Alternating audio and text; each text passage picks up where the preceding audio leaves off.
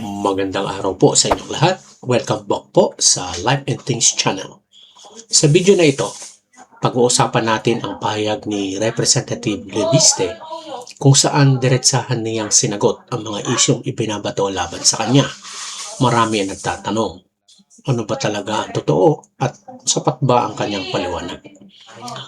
Unang-una, mahalagang pansinin ang hindi pananahimik ni Representative Leviste sa politika at malaking bagay ang pagharap sa publiko lalo na kung ang kontrobersya at pinapakita nito na handa siyang managot at ipaliwanag ang kanyang panig. Sa kanyang mga pahayag, makikita na itinatanggi at nilinaw niya ang mga akusasyon laban sa kanya. At iginigiit na ang kanyang mga kilos ay para sa transparency at kapakanan ng publiko. Ang tono niya ay kalmado pero depensibo at isang senyales na alam niya ang seryoso at issue at kailangan niyang sagutin ng maingat. May lakas ang kanyang depensa dahil diretsahan siyang sumagot at hindi umiiwas, no? Para sa maraming mamamayan na sawa na sa paligoy-ligoy ng mga politiko, ito ay positibong hakbang at merong kahinaan din, hindi lamang lahat ng issue ay nasasagot ng buo at may mga tanong na nangangailangan pa rin ng mas malinaw na ebidensya at aksyon, hindi lamang paliwanag. Mas mahalagang tandaan ang isyong ito ay hindi lang tungkol kay Representative Leviste. Ito ay tungkol sa tiwala ng publiko sa mga halal na opisyal.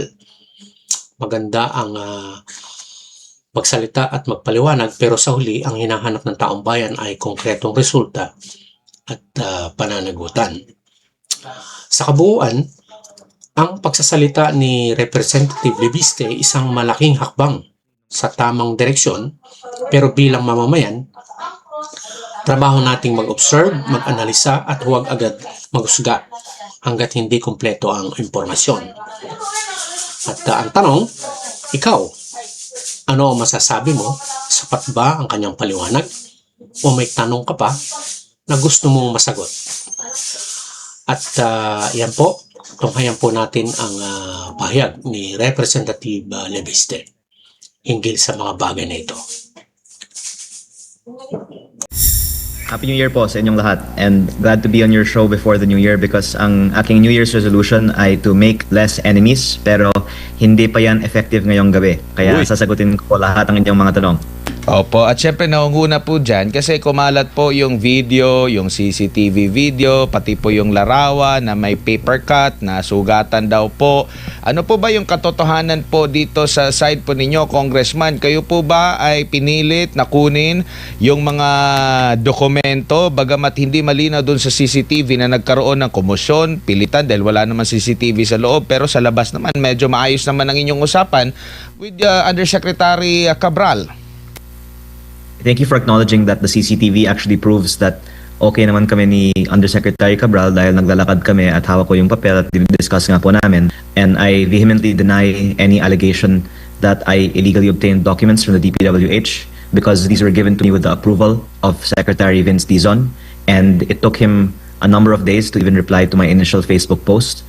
I have also been saying since November in public that I have had these, and I have also been discussing with him since September the public release of these files. And ang katotohanan po kasi maraming mga kumakausap sa akin at sa kanya na wag ilabas ang mga files na ito dahil marami pong mga taong nakapangalan sa listahang ito. At siguro naman po nakikita ng publiko na ang importanteng topic ay hindi ang mga files ko, kung hindi ang laman ng mga files na ito na may kopya din ang DPWH na ibigay nila sa ombudsman. Kaya ang tanong na lang, bakit nila hindi inilalabas ang mga files na ito? Opo, yung insidente na yun, sir, kailan po yun naganap? September 4. Oo, tapos ngayon lang sila nagsabi na merong ganun na parang sapilitan na pagkuha. Tama po. Opo. Sir, Yung pagpunta nyo po doon, nagpaalam po ba kayo muna? Nagsabi ba or nag-usap ba kayo ni Secretary Vince na pupunta ko dyan sa opisina, hihingin ko yung kopya, or kausap nyo po si Undersecretary Cabral, o diretso na kayong pumunta po doon? Nag-set po ako ng meeting through Director Alex Bote sa opisina ni Yusek Cabral.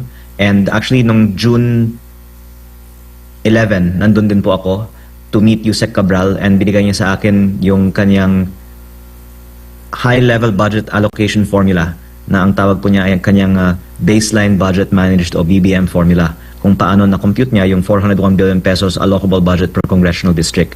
Nagsulat din po ako sa kanya a month later asking for the detailed breakdown ng mga budget allocations na ito.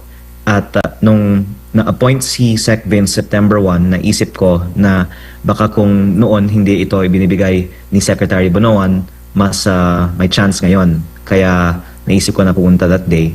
And ako po ay nagpapasalamat na nung nandun ako, tinawagan ni Yusek Cabral si Sec Vince kung maaring ibigay sa akin. Tapos nag-call back din po si Sec Vince. At ang sinabi po ni Sec Vince, okay na ibigay sa akin in the spirit of transparency. Sabi ko nga po kay Sec Vince, maganda kung isa publiko natin ito. At sabi niya, oo, isa sa publiko nga niya. Kaya ko nga din, hindi ito ginawa sarili ko dahil ang expectation ko, mas maganda, DPWH ang gumawa. And I believe nung September, mas idealistic pa siguro si Sec Vince, pero siguro marami ng kasing mga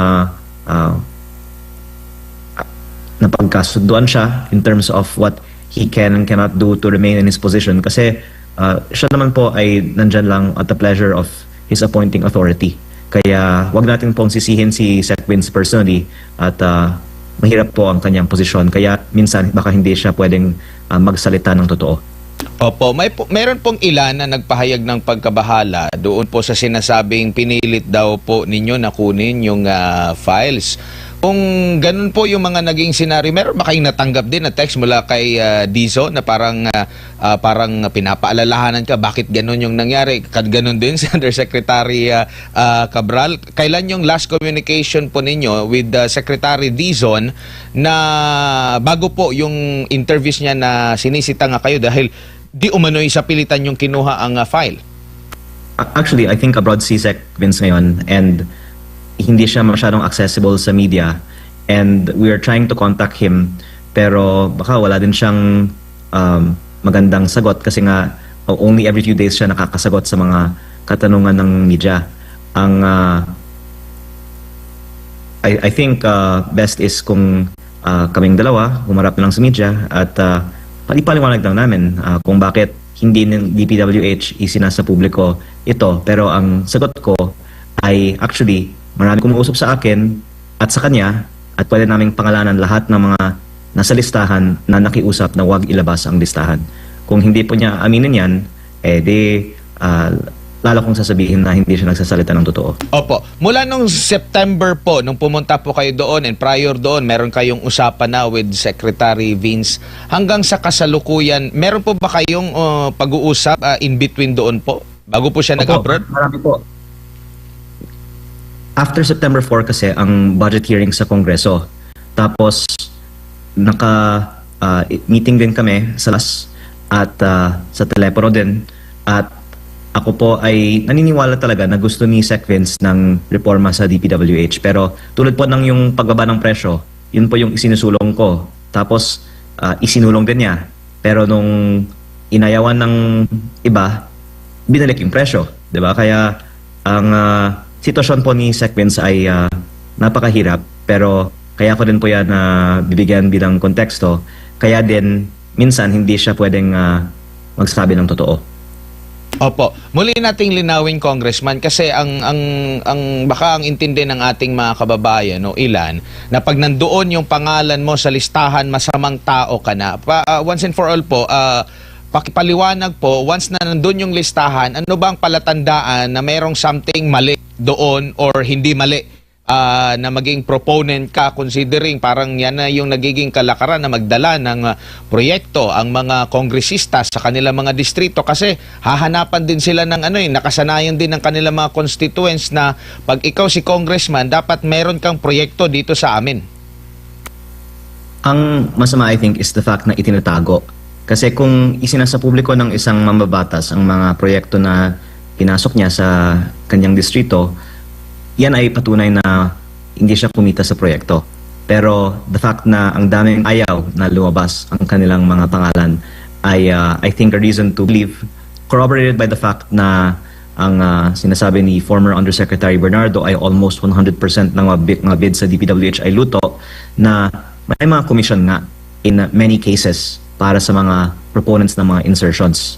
At ang mga presyo nga talaga ng mga proyekto ng DPWH ay mataas, ang kalidad ay madalas substandard, kaya ang sinasabi ko ay halos lahat siguro ng mga DPWH projects ay may kickback. Kaya may mabuting dahilan siguro para ayaw ng marami na lumabas ang listahan. Opo. And doon po sa nangyari at naipalabas na videos doon sa CCTV at mismo yung taga-side ng DPWH ang naglabas po.